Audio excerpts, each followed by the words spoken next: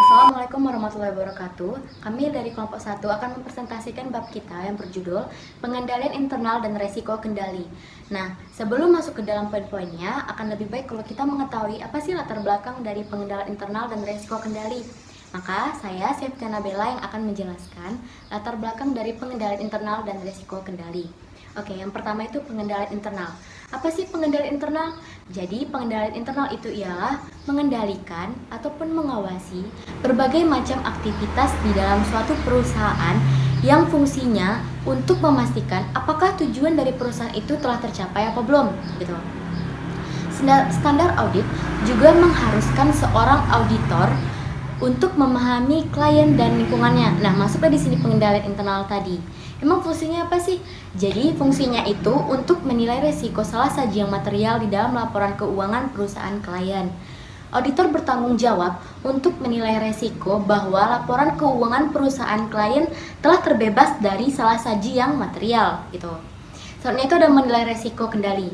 Menilai resiko kendali ialah proses seorang auditor dari ia mulai mengidentifikasi pengendalian internal dan kemudian mengevaluasi keefektifan pengendalian internal yang telah diidentifikasikannya tadi, gitu. Seorang auditor berhak menilai bagaimana sih kemampuan pengendalian internal klien sehingga dia dapat membuat laporan keuangan yang dapat diandalkan, gitu. Nah, pada setiap audit kan memiliki berbagai macam cara untuk memperoleh bukti-bukti audit yang fungsinya itu agar auditor tidak salah dalam memberikan opini atau pendapatnya atas laporan keuangan klien, gitu. Namun auditor juga memiliki pertimbangannya itu dalam meminimalisir biaya. Manfaat meminimalisir biaya itu agar tetap kompetitif dan juga tetap menguntungkan, gitu.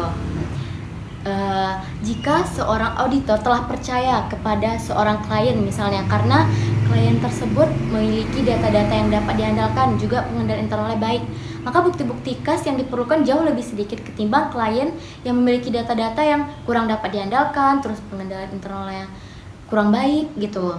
Jadi otomatis bukti-bukti yang diperlukan kan jauh lebih banyak, gitu, dan otomatisnya dana yang dikeluarkan juga lebih banyak kan, gitu.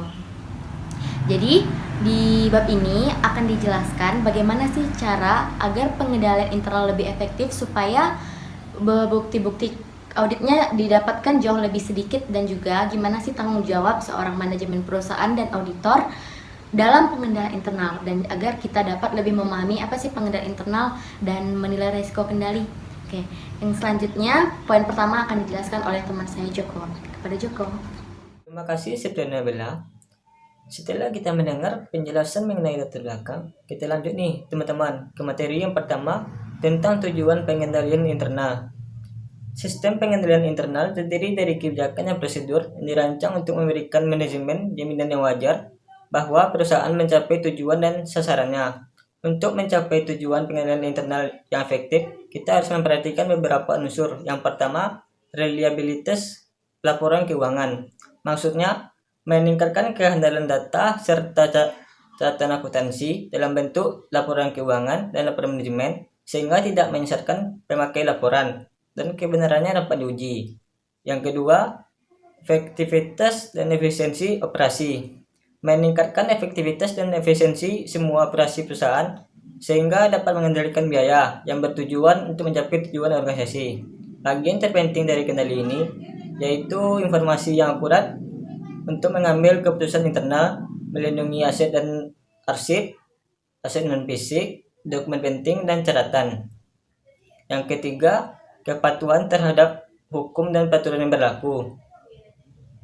Tujuan pengendalian internal ini dimaksudkan untuk meningkatkan ketaatan entitas terhadap hukum dan peraturan yang telah ditetapkan oleh pemerintah maupun kebijakan entitas itu sendiri.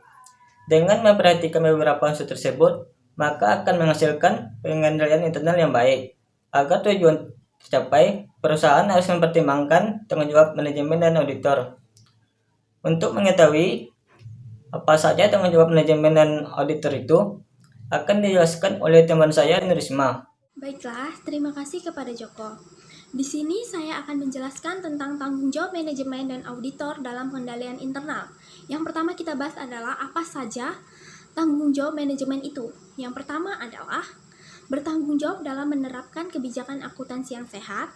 Yang kedua adalah membangun dan memelihara pengendalian internal. Yang ketiga adalah melaksanakan kewajiban seperti mencatat, mengelola, meningkatkan, dan melaporkan transaksi yang konsisten dalam laporan keuangan sehingga dapat memberikan informasi yang andal dan terpercaya serta dapat dipertanggungjawabkan. Adapun tanggung jawab auditor, yang pertama adalah laporan audit. Dalam laporan audit ini, auditor bertanggung jawab terhadap laporan yang diterbitkan dan terhadap laporan keuangan. Yang kedua adalah penilaian atas internal control. Dalam penilaian ini, auditor bertanggung jawab menilai internal control atas pelaporan keuangan dan melaporkan penilaiannya kepada pemegang saham dan user lainnya. Yang ketiga adalah mendeteksi kecurangan. Auditor bertugas mendeteksi kecurangan pada suatu audit atas laporan keuangan.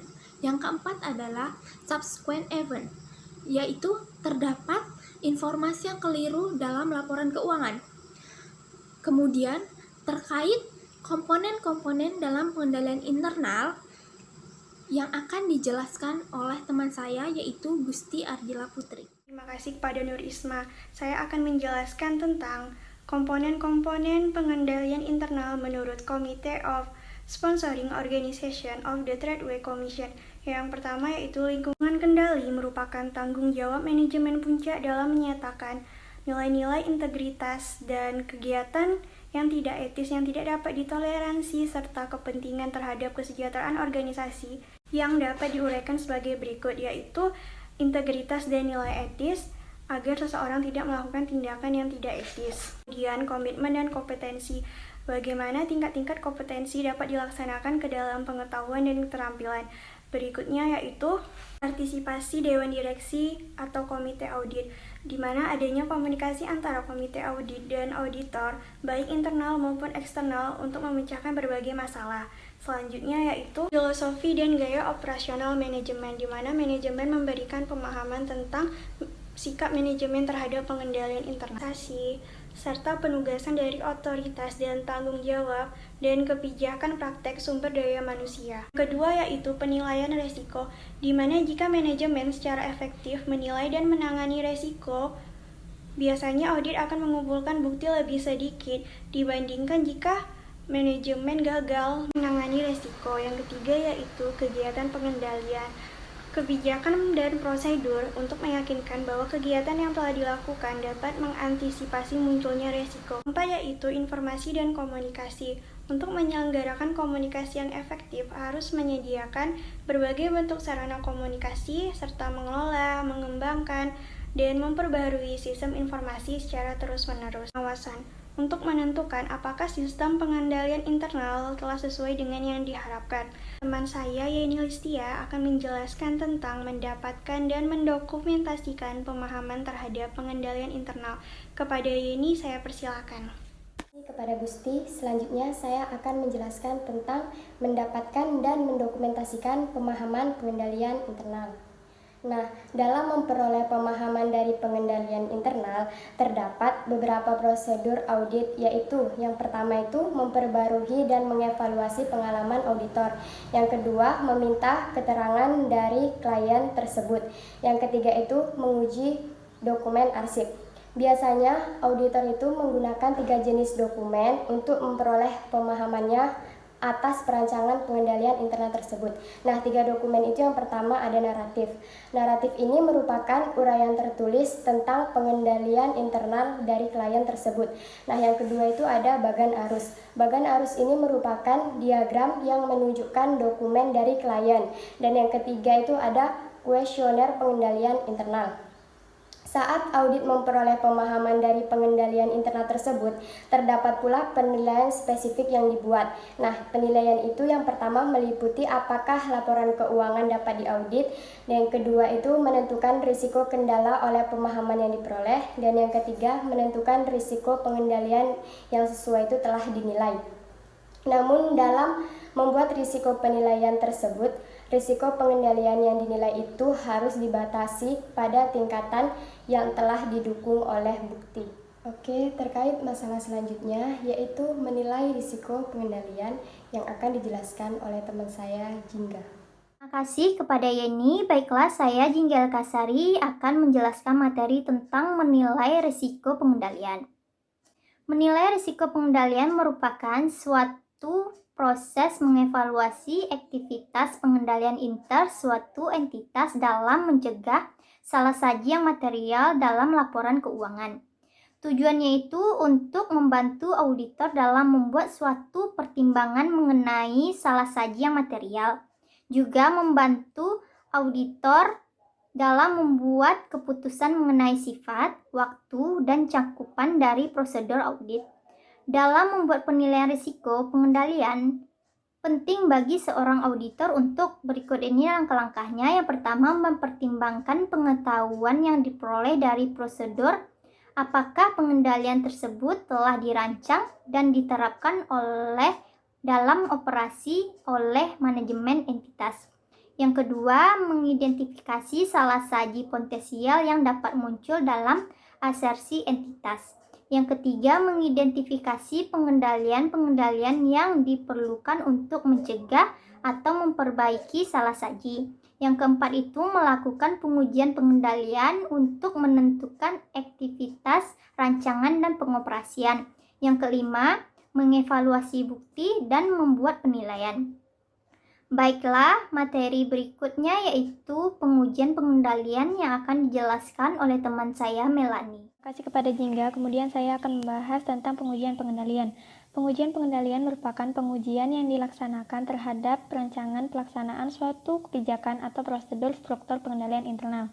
Pengujian pengendalian ini dilaksanakan untuk menilai efektivitas kebijakan atau prosedur pengendalian internal dan mendeteksi dan mencegah salah saji material dalam asersi suatu laporan keuangan. Nah, pengajuan pengendalian ini memfokuskan pada 3 hal, yaitu yang pertama, bagaimana pengendalian tersebut diterapkan. Yang kedua, apakah sudah diterapkan secara konsisten setiap tahunnya. Dan ketiga, siapa yang menerapkan pengajuan pengendalian. Ada 2 tipe pengujian pengendalian, yaitu yang pertama, Concurrent Test of Control, yaitu pengujian pengendalian yang dilaksanakan auditor seiring dengan prosedur untuk memperoleh pemahaman mengenai SPI klien. Yang kedua, pengujian pengendalian tambahan atau yang diterapkan, yaitu pengujian pengendalian yang dilaksanakan auditor selama